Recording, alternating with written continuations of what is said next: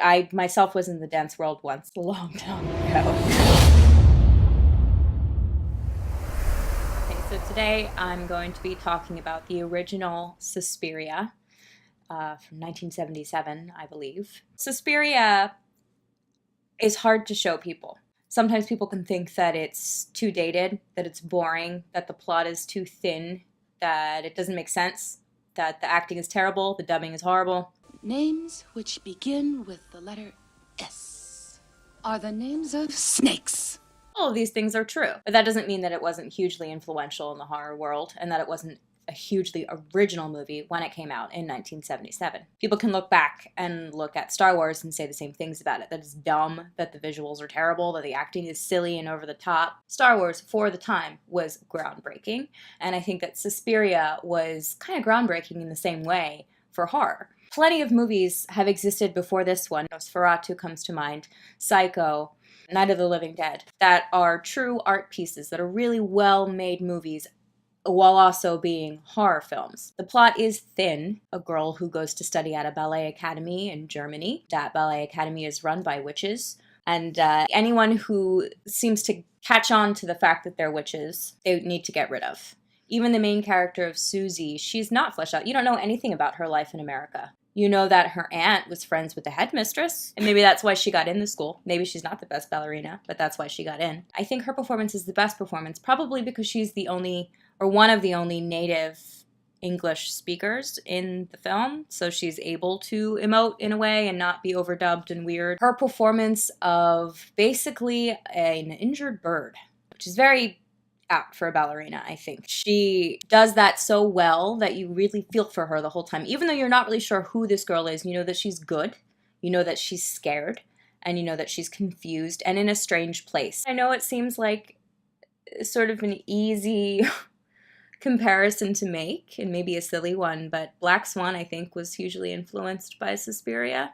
Not only because it has to do with ballet, but it has to do with the idea of females taking each other down in an atmosphere where that's okay. There is this sense of competition between females, not only on the dance floor, but in your personal life too.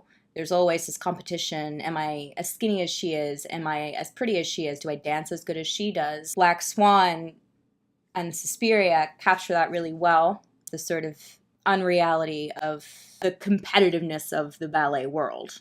There haven't been a whole, at least to my knowledge, a lot of witch-centered horror movies before Suspiria. They are there, but they're not ever talked about. Suspiria really brought witches to the forefront as a big bad.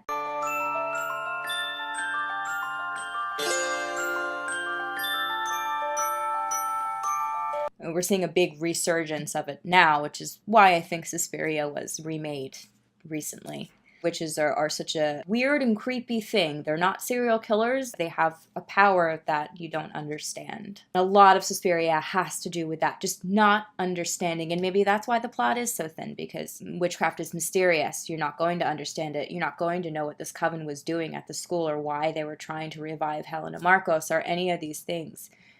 Because Susie never gets to know. And you're being told this story through Susie. I just can't say enough how beautiful this movie is. And it is on my top list, my top 5 list of horror movies because of the visuals. Every single shot, every single scene in this movie is gorgeous and the sets are immaculate. It's done in this sort of almost high fashion way, like it's a Vogue shoot. Color plays a huge, huge role in this film. The color scheme, the red, pink, blue every once in a while, even though it's theatrical and so unreal, it's still a visceral feeling that it gives you. It's still scary, it's still gory, even though there's really no gore at all. I mean, it's like Kill Bill with the blood. It's crazy looking, but it is gorgeous. It is gorgeous, it is gorgeous, it is gorgeous. You can take a shot of Suspiria, you can freeze the film at so many points and frame it, like with an actual frame, and put it on my wall, and I will be a happy, happy girl.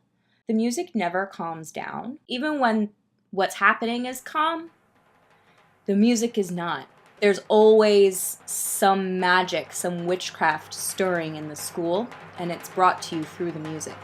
Even if they're just taking a ballet class, or swimming, or just talking, or eating, that music, that goblin soundtrack, gives you a feeling of unease when things are not settled and things are not okay. It never really gives you peace. It never gives you a moment of calm. And that is entirely on purpose. One of the first things that happens with the soundtrack is them screaming witch. So it tells you right away when you're watching this movie that this is about witches. It's cool that the witches are never really seen being very witchy, but because of the music and because of the visuals, you understand the sort of occultness of the film. The plot is thin, the acting's not great, but it almost doesn't matter. That's not why people watch Suspiria. That's not why you should watch Suspiria. It is not the scariest movie that you will ever see, but it is one of the most well put together movies I have ever seen. I give Suspiria a solid 9 out of 10. And if you like this video, if you enjoyed watching it, please subscribe, comment, tell me your thoughts on Suspiria. I am excited to hear them. Watch Suspiria.